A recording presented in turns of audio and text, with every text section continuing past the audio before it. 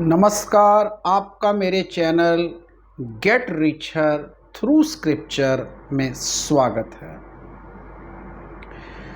आज अपना वीडियो प्रारंभ करने से पहले मैं आदि श्री गुरु ग्रंथ साहिब जी में से एक पंक्ति जो 473 पृष्ठ पर सुशोभित है, गुरु नानक देव जी फरमाते हैं, सो क्यों मंदा आखिए जित जमह राजान। बहुत स्पष्ट शब्दों में कहते हैं कि नारी को क्यों मंदा कहा जाए जिसने राजाओं को जन्म दिया है। नारी ने तो सबको जन्म दिया है, लेकिन एक बात कही है कि राजाओं को, महाराजाओं को, संतों को, पुरुषों को, स्त्रियों को, सबको नारी ने जन्म दिया है। इस पंक्ति से प्रेरित होकर मैं आपके सामने एक न्यूज़ जो है वो रखना चाहता हूं, जो एक बहुत ही प्रेरणादायक है। और वो है कि हमारी जो फिनेंस मिनिस्टर हैं निर्मला सीतारमण, उन्होंने बिल्कुल हाल ही में एक वुमेन डायरेक्टर्स की जो कॉन्क्लेव है उसका उद्घाटन किया है, जिसको बॉम्बे स्टॉक एक्सचेंज और मेंटर माई बोर्ड नाम की संस्था ने होस्ट किया था। तो इस कॉन्क्लेव में जो मेन जो इशू था वो ये था कि ज़्यादा से ज़्यादा जो नारियां हैं, जो विमेन हैं, वो हमारे कॉरपोरेट्स के बोर्ड में जो हैं वो शामिल हों, क्योंकि उनकी गिनती एवरेज से बहुत कम है।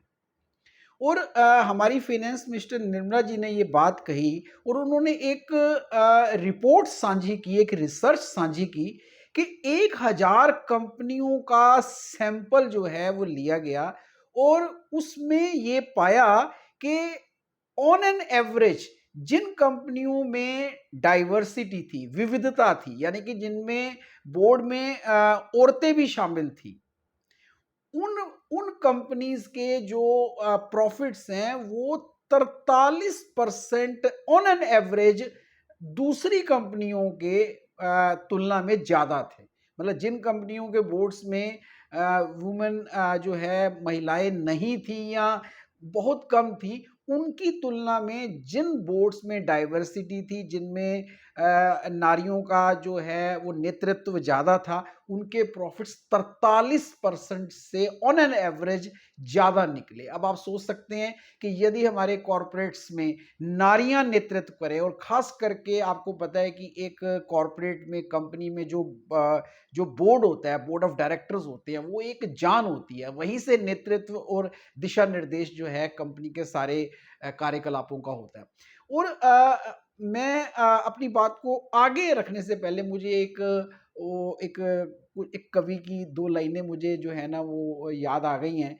वो कवि कहता है कि 1000 दीपक चाहिए एक आरती सजाने के लिए, 1000 बूंदें चाहिए एक समुद्र बनाने के लिए, 1000 फूल चाहिए एक माला पिरोने के लिए, लेकिन एक नारी ही काफी है घर को स्वर्ग बनाने के लिए। अब आप देखिए कि बात घर की चली है, तो जो एक ऑर्गेनाइजेशन होती है वो भी कोई घर से घर जैसी ही होती है। गोल्स अलग होते हैं, पर्पस अलग होता है। और एक रिसर्च कहती है, हमारे शास्त्रों की एक अपनी एक रिसर्च है, शास्त्र सम्यक में बातें कह रहा हूँ 4-5, कि नारी का खास करके विशेषकर जो नेतृत्व का जो एक पद है जो हमारे कॉरपोरेट्स में, ऑर्गेनाइजेशंस में, वहाँ यदि नारियां हैं, महिलाएं हैं, तो क्या क्या जो है लाभ हमें मिल सकते हैं। और आप देखिए कि उस रिसर्च में जो सबसे पहली बात जो सामने आई है, और वो ये है कि आप देखिए कि नारी जो है वो उसमें मातृत्व होता है। उसमें एक माँ होती है, माँ छुपी होती है। तो वो जो प्रेम है वो जो मातृत्व है, वो कहीं न कहीं हमारी ऑर्गेनाइज़ेशन में टीम को नर्चर करने के लिए, सपोर्ट करने के लिए बहुत कारगर सिद्ध होती है। और दूसरी बात देखिए, आप देखिए कि महिलाओं में एक जो उनका ईक्यू होता है, जो इमोशनल कोशेंट है वो बहुत हाई होता है, और उसके कारण बहुत जो है ना, मुश्किल के दौर में भी जो हैं, जो नारियां हैं, महिलाएं हैं हमारी, वो अशान्वित रहती हैं, पॉजिटिव रहती हैं। और फिर और एक बात देखिए कि जब डाइवर्सिटी आती है ऑर्गेनाइजेशन में, तो एक जो है, एक त्वरा आती है, एक गति आती है, और आप देखिए एक एक अलग पहलू सामने आता है, एक नया आयाम खुलता है, एक नया दृष्टिकोण, नए आइडियाज खुलते हैं, निर्णयों में, कार्यकलापों में एक पूरकता आती है। आप देखिए कि सिर्फ पुरुष पुरुष हैं, तो देखिए पुरुष की अपनी जो है ना शक्ति हैं, कमजोरियां भी हैं, उसी तरह स्त्रियों की भी अपनी शक्तियां, कमजोरियां भी हैं। लेकिन जब दोनों मिलकर ऑर्गेनाइजेशन में काम करती हैं, और खास करके विशेषकर नेतृत्व के स्तर पर, तो वो एक पूरकता आती है, एक पूर्णता आती है ऑर्गेनाइजेशन में। और उसके बाद देखिए कि जब विभिन्नता आती है, तो आप देखिए, आप किसी जगह, आपने नोट किया होगा, जब आप कहीं ऑर्गेनाइजेशन में नारी को देख लें, तो आपके अंदर एक विश्वास जागता है कि भाई देखिए, एक लेडी वहां बैठी हुई है, लेडी बात कर रही है। और बात करने से बात मुझे याद आई कि कम्युनिकेशन स्किल्स जो है ना, इनके बहुत अच्छे होते हैं। इसीलिए ये पब्लिक रिलेशन में, मीडिया मैनेजमेंट में एज ए स्पोक्स पर्सन, और आप देखिए कि जहां भी कम्युनिकेशन का काम है, वहां जो है ये आगे होती है। तो एक बहुत अच्छी डाइवर्स टीम, और फिर डाइवर्स आइडियाज जो है ना, हमें नारियों से, महिलाओं से मिलते हैं। और उसके बाद ये एक लॉयल्टी फैक्टर जो है, वो इनका बहुत स्ट्रांग होता है। आप देखिए, ये जिस ऑर्गेनाइजेशन में ये होती हैं, इनका जो एक गोल होता है कि एक जगह जो है ना टिकना है, एक जगह काम करना है, अपने आप को ग्रो करना है, कंपनी को जो है ना, जिसे कहते हैं ना हॉपिंग करनी, छोड़-छोड़ के दूसरी कंपनी जॉइन करना, ये मादा जो है, ये स्त्रियों में कम होता है, तो ये लॉयल होती हैं।